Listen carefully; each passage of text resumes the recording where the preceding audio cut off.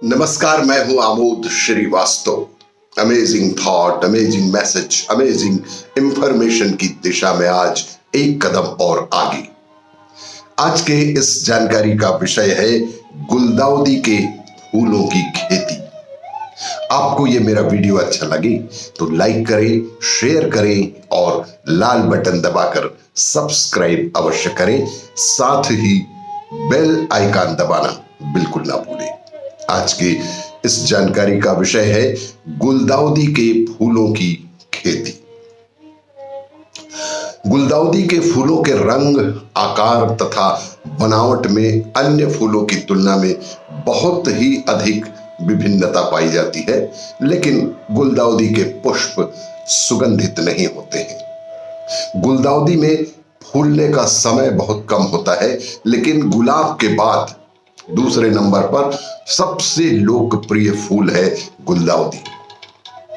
गुलदाउदी की खेती मुख्य रूप से लूस तथा कट फूलों के लिए की जाती है। गुलदाउदी के फूलों का उपयोग मुख्य रूप से मेज की सजावट करने, माला बनाने, वेणी बनाने, गुलदस्ते बनाने तथा गजरा व कंगन बनाने में विशेष तौर पर उपयोग में लाया जाता है। गुलदाउदी के बड़े आकार के फूल लेने के लिए इनको गमले में उगाया जाता है, जो अधिक आकर्षक लगते हैं। गमलों तथा क्यारियों में लगाने के लिए गुलदाउदी की विभिन्न रंग व आकार की किस्में बाजार में उपलब्ध हैं। भारत में गुलदाउदी मुख्य रूप से महाराष्ट्र, तमिलनाडु, कर्नाटक और बिहार, दिल्ली तथा राजस्थान और कुछ स्थानों पर मध्य प्रदेश में भी इसकी बहुतायत से खेती की जाती है। गुलदाउदी के लिए जलवायु तथा मिट्टी। जलवायु गुलदाउदी की वृद्धि एवं उत्पादन को बहुत अधिक प्रभावित करती है।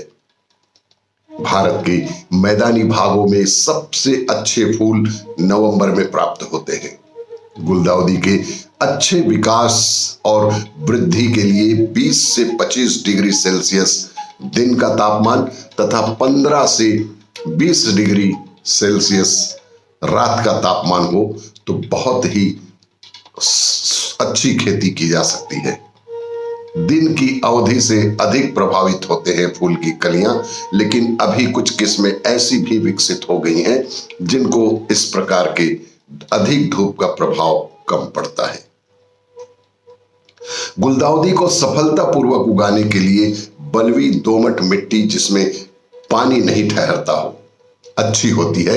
इसके साथ साथ मृदा में पर्याप्त मात्रा में नमी बनी रहे, ऐसी मिट्टी गुलदाउदी के लिए बहुत ही उपयुक्त साबित हुई है। गुलदाउदी के किस्मों का चयन। गुलदाउदी के किस्मों का चयन अपनी आवश्यकता के अनुसार अलग अलग ढंग से किया जा सकता है। छोटे आकार के फूल, मंझोले आकार के फूल और कट फूलों के लिए विशेष तौर पर गमले में लगाने के लिए सफेद, बैगनी, लाल और पीले रंग के गुलदाउदी का चयन किया जाता है, जिनकी कुछ किस्में इस प्रकार हैं। छोटे आकार के फूलों वाली गुलदाउदी के किस्म हैं फ्लिर्ट, लिलित, सोनाली, तारा, शरद शोभा, बैंगी, हिमानी, ज्योत्सना, अर्चना, बसंती इत्यादि। और जिन लोगों को गुलदाउदी कट फूलों के रूप में उपयोग में लाया जाना है, उनके लिए है पीले रंग में है जयंती, फ्रीडम, सुजाता, बैगनी रंग में है नीलिमा, अजय, गैती, लाल रंग में है जया, डेनिटी, मेहू, सफेद रंग के गुलदाउदी के लिए अप्सरा, हिमानी, बैगी और ज्योत्सना तथा बिरबल, साहनी इत्यादि गुलदाउदी के फूलों के बीज के प्रकार हैं। गुलदाउदी का प्रवर्धन। गुलदाउदी का प्रवर्धन कई तरीकों से किया जा सकता है। बीज द्वारा गुलदाउदी उगाएं। गुलदाउदी की 1 वर्षीय किस्मों को मुख्यतः बीजों से ही उगाया जाता है। इसके लिए बीजों से पौधशाला में, नर्सरी में पौध तैयार किया जाता है।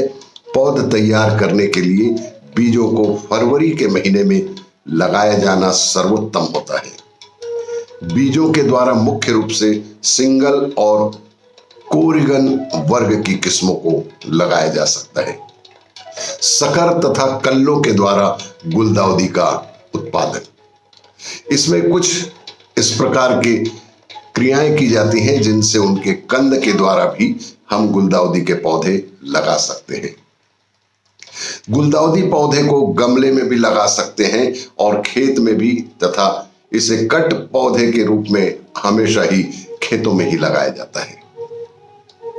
पौधों की देखरेख बहुत आवश्यक है। पौधों के अच्छे विकास एवं पैदावार के लिए पौधों को बहुत जरूरी होता है कि उनकी देखरेख अच्छे से की जाए। देखरेख के लिए पौधे में सही समय पर पानी देना, खरपतवार निकालना, निराई गुड़ाई करना, पिचिंग करना, ये बहुत ही महत्वपूर्ण होता है।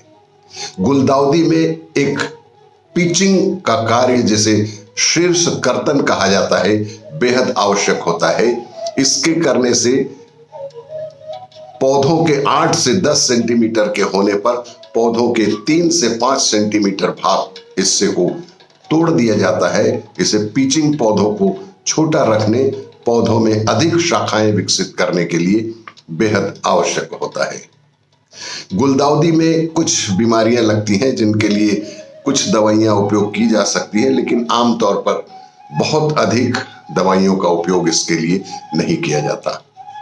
उर्वरक से तरल खाद तैयार करने के लिए 30 ग्राम अमोनियम सल्फेट, 30 ग्राम सुपर फास्फेट तथा 10 ग्राम पोटेशियम सल्फेट को 10 लीटर पानी में घोलना चाहिए तथा इस खाद को प्रत्येक गमले में आधा लीटर के हिसाब से 15 दिन के अंतराल में देने से बहुत ही अच्छी मात्रा में और बहुत ही अच्छे क्वालिटी के गुलदाउदी के फूल आप प्राप्त कर सकते हैं।